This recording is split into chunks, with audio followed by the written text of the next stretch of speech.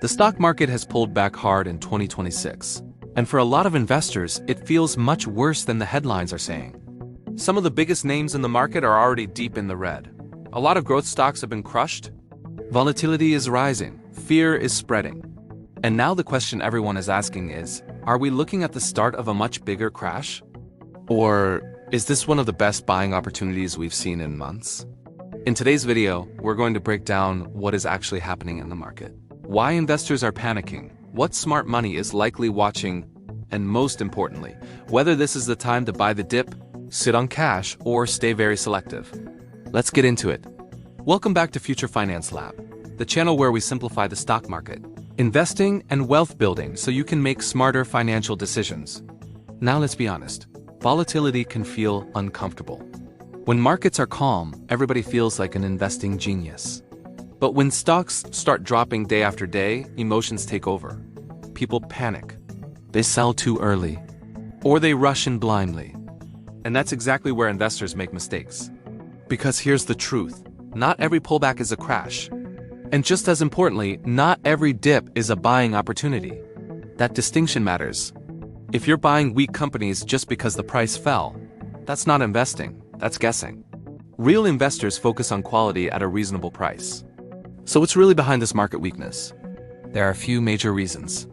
First, the market entered 2026 with valuations stretched in many areas, especially in large-cap tech and AI-driven names.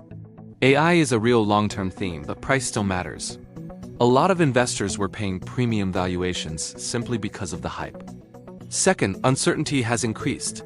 Markets hate uncertainty. Whether it's geopolitical tensions, inflation concerns, or rising oil prices. Third, rate expectations have changed.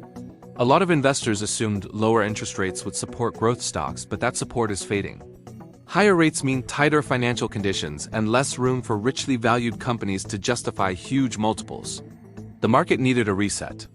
Now here's the part that many investors forget. Pullbacks are normal. A 10% correction happens more often than people realize. If your portfolio is full of speculative names or stocks that ran too far too fast, this environment can be brutal. But if you own strong businesses with healthy cash flow and solid balance sheets, then pullbacks can become opportunity. So the real question is not, is the market down? The real question is, what do you own? First, take a hard look at your portfolio. Ask yourself, am I invested based on conviction or just hope? Second, focus on balance sheet strength. In uncertain environments, cash matters. Profitability matters. Avoid the urge to go all in too early. A better strategy?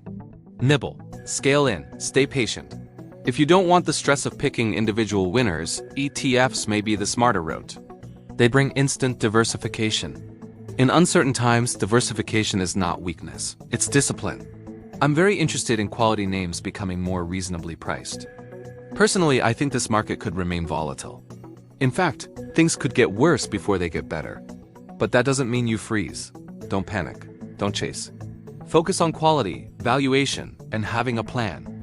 If you enjoyed this update, subscribe to Future Finance Lab. Let me know in the comments. Are you buying the dip or holding cash?